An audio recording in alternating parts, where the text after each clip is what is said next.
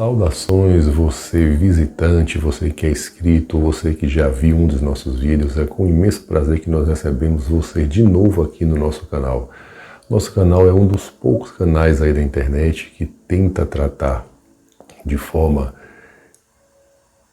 planejada, de forma estruturada e tem como objetivo aí divulgar a cultura dos ensaios técnicos de qualidade. Esse é o nosso principal objetivo, é a gente levar para o nosso mundo técnico uma abordagem um pouco mais aprofundada e tentar difundir os ensaios de qualidade que são tão importantes aí para as nossas abordagens, para os nossos laudos estruturais, principalmente no que se refere à engenharia civil.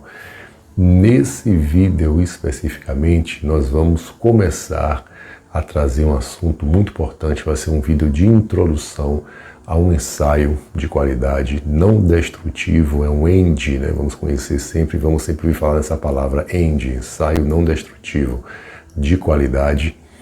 É um ensaio rápido, eficaz, de média complexidade de execução e que nos traz como saída resultados que são extremamente importantes para que a gente possa avaliar aí as estruturas de concreto. É um ensaio de esclerometria, um ensaio extremamente importante. Nós vamos fazer uma pequena introdução aqui nesse vídeo e você, se tiver interesse posterior em se aprofundar no assunto, teremos vídeos um pouco mais aprofundados e você pode vir aqui no canal e fazer esse estudo. Os nossos vídeos geralmente eles estão nesse formato aí de bate-papo.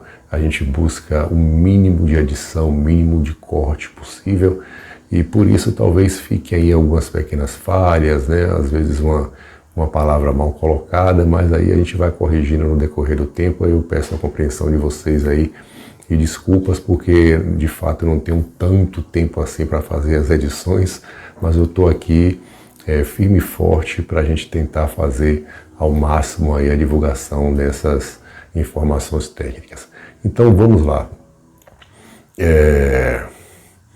O que é de fato o ensaio de esclerometria? O ensaio de esclerometria é um ensaio da qualidade que ele tem como principal função avaliar, testar a resistência superficial do concreto. Ok? Então é um ensaio que ele tem um resultado não tão específico como o ensaio de rompimento de corpo de prova, quando o corpo de prova ele é moldado, e nem tão específico quanto o resultado de rompimento de corpo de prova, do corpo de prova extraído, né? O CP, o corpo de prova é extraído do concreto da peça estrutural já moldada, já existente. Aí nós vamos depois falar um pouco mais sobre isso. Ele é um ensaio que ele é não destrutivo, né? Então ele avalia essa resistência superficial ao concreto e aí nos dá, depois de realizados os cálculos normativos em FCK, qual é a resistência superficial ao concreto. Então isso nos dá uma ideia teórica de qual é a real resistência daquele concreto. Aí nós temos alguns métodos, algumas formas de executar esse ensaio, que com o tempo a gente vai entendendo, vai pegando experiência e a gente vai chegando muito próximo do que seria realmente a resistência à compressão no concreto. Então vamos lá. Qual é o instrumento que é utilizado para fazer esse ensaio? Então o instrumento é esse instrumento aqui, que é o esclerômetro, né? Existem esclerômetros de diversos tipos, esclerômetros com visor eletrônico, esclerômetros digitais.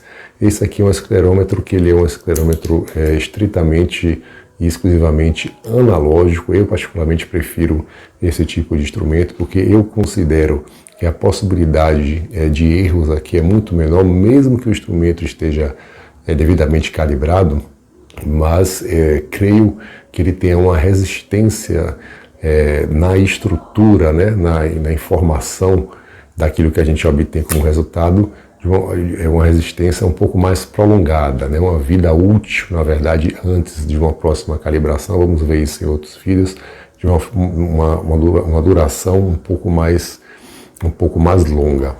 Então é esse instrumento aqui que é utilizado para fazer a avaliação superficial do concreto, né? Conforme nós temos aí nessa foto aí ao lado, um esclerômetro já atingindo aí uma estrutura, né, um pilar, para fazer a devida avaliação. Esse instrumento aqui, ele funciona de uma forma muito simples, né? Ele nos dá resultados muito interessantes, mas ele tem um funcionamento muito simples. Qual é a ligação desse instrumento com a nossa brincadeira que nós fizemos no início do vídeo, né, na capa do vídeo, com o Thor? Porque ele é chamado também de martelo de Schmidt. Então nós fizemos a referência ali, né, fizemos uma analogia com o martelo do Thor, só esse aqui é o martelo de Schmidt, conhecido também.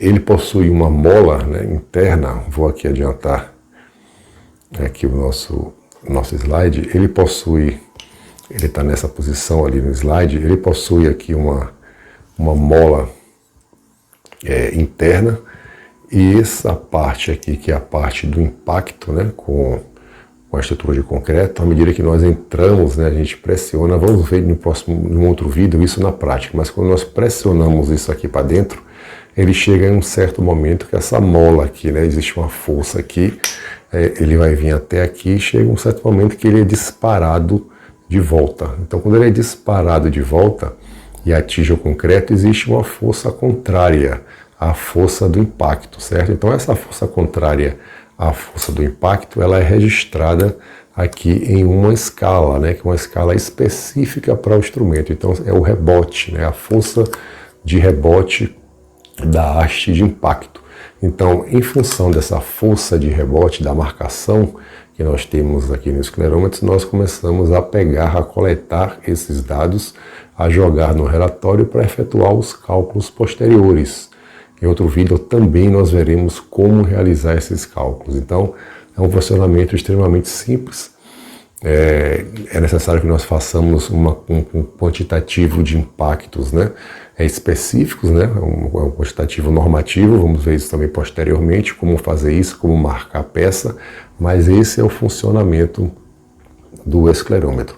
Então ele permite que a gente consiga rapidamente mensurar a resistência do concreto. Um concreto antigo, um concreto que acabou de ser aplicado, a gente consegue acompanhar com o passar do tempo o alcance da sua resistência de projeto, se realmente está alcançando, se não está alcançando. Então ele serve para a gente para diversos fins. Os prós são exatamente esses: é um instrumento de relativa facilidade de manuseio, fácil de ser carregado, você pode levar ele para qualquer local, de resultado extremamente rápido, né? Você consegue ter uma abordagem muito assertiva e rápida a respeito do que você está estudando ali na peça estrutural. E quais são os contras, né, desse instrumento, do esclerômetro?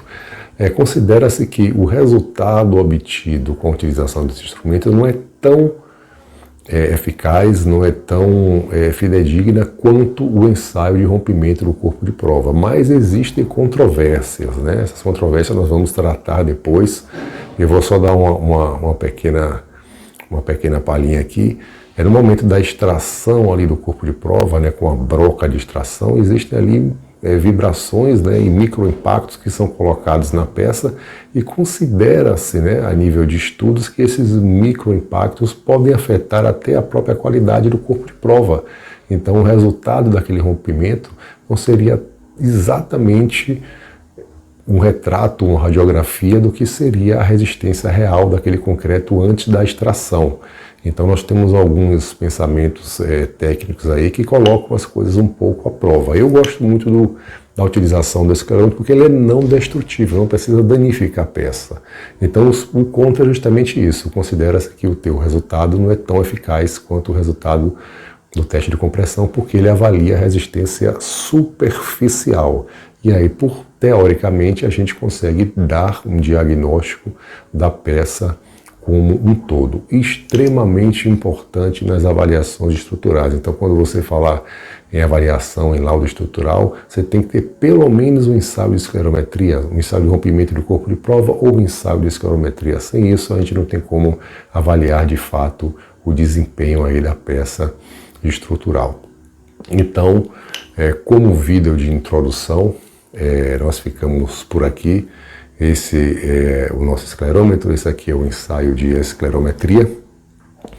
E em vídeos posteriores nós vamos tratar um pouco mais, de forma mais profunda, a respeito de como ele funciona na prática, né, com uma prática do funcionamento dele, como marcar a peça, como é que funciona esse cálculo, como é que deve ser dimensionado os pontos de impacto. Então nós vamos para a prática ver como ele funciona, depois nós vamos para os relatórios, para os cálculos, para a elaboração do registro de inspeção. Então espero que a gente tenha, pelo menos inicialmente, aí, contribuído de alguma forma aí para o crescimento aí técnico da nossa área.